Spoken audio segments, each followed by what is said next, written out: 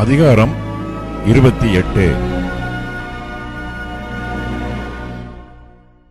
யூதாவுடைய ராஜாவாகிய சிதேக்கியா அரசாளத் துவக்கின 4ஆம் வருஷம் 5ஆம் மாதத்திலே அசூரின் குமாரனாகிய அனனியா என்னப்பட்ட கிபியோன் ஊரானாகிய தீர்க்கதரிசி கர்த்தருடைய ஆலயத்திலே ஆசாரியர்களும் சகல ஜனங்களும் பார்த்திருக்க என்னை நோக்கி, இஸ்ரவேலின் தேவனாகிய சேனைகளின் கர்த்தர் உரைக்கிறது என்னவென்றால், பாபிலோன் ராஜாவின் நுகத்தை முறித்தேன்.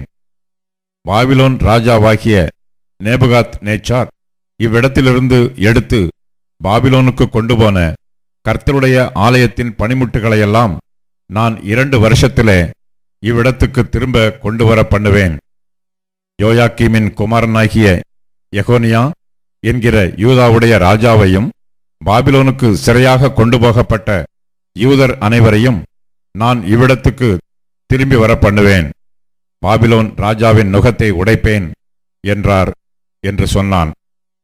அப்பொழுது எரேமியா தீர்க்கதரிசி ஆசாரியர்கள் பார்த்திருக்கவும் கர்த்தருடைய ஆலயத்தில் நின்றிருந்த ஜனங்கள் எல்லோரும் பார்த்திருக்கவும் அனனியா தீர்க்கதரிசியை நோக்கி, ஆமேன், கர்த்தர் அப்படியே செய்வாராக. கர்த்தருடைய ஆலயத்தின் பணிமுட்டுகளையும் சிறைப்பட்டு போன அனைவரையும் பாபிலோனிலிருந்து திரும்ப வர பண்ணுவார் என்று நீ தீர்க்க தரிசனமாகச் சொன்ன உன் வார்த்தைகளை கர்த்தர் நிறைவேற்றுவாராக. ஆகிலும் உன் செவிகளும் சகல ஜனத்தின் செவிகளும் கேட்க நான் சொல்லும் வார்த்தையை கேள். பூர்வ காலம் முதல் எனக்கு முன்னும் உனக்கு முன்னும் இருந்த தீர்க்கதரிசிகள் அநேகம் தேசங்களுக்கு விரோதமாகவும் பெரிய ராஜ்யங்களுக்கு விரோதமாகவும் யுத்தத்தையும் பஞ்சத்தையும் கொள்ளை நோயையும் குறித்து தீர்க்க தரிசனம் சொன்னார்கள். சமாதானம் வரும் என்று தீர்க்கதரிசி தீர்க்க தரிசனம் சொல்லி இருக்க, அந்த தீர்க்கதரிசி சொன்ன வார்த்தையின்படியே வந்தால் அப்பொழுது அவன் கர்த்தர் மெய்யாய் அனுப்பின தீர்க்கதரிசியாக விளங்குவான் என்று எரேமியா தீர்க்கதரிசி சொன்னான். அப்பொழுது அனனியா என்கிற தீர்க்கதரிசி எரேமியா தீர்க்கதரிசியின் கழுத்தில் இருந்த நுகத்தை எடுத்து அதை உடைத்து போட்டான். பின்பு அனனியா சகல ஜனங்களுக்கு முன்பாகவும் இந்த பிரகாரமாக 2 வருஷ காலத்திலே பாபிலோன் ராஜாவாகிய நேபுகாத் நேச்சாருடைய நுகத்தை சகல ஜாதிகளின் கழுத்திலும் இருந்து விலக உடைத்து போடுவேன் என்று கர்த்தர் சொல்லுகிறார் என்றான். அப்பொழுது எரேமியா தீர்க்கதரிசி தன் வழியே போனான்.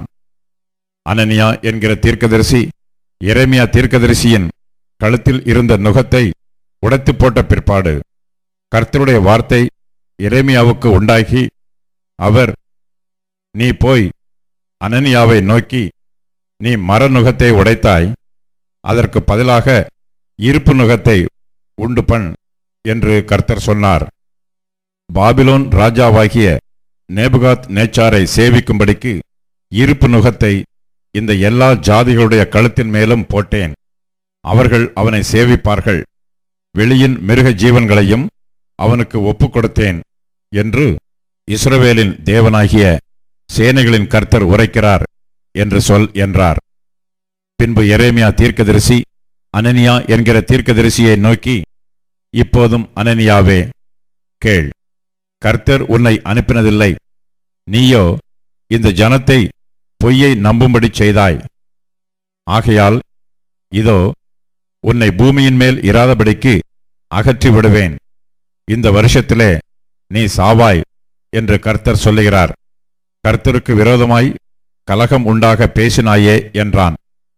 அப்படியே அனனியா என்கிற தீர்க்கதரிசி அவ்வருஷத்தில் தானே 7ஆம் மாதத்தில் செத்துப்போனான்.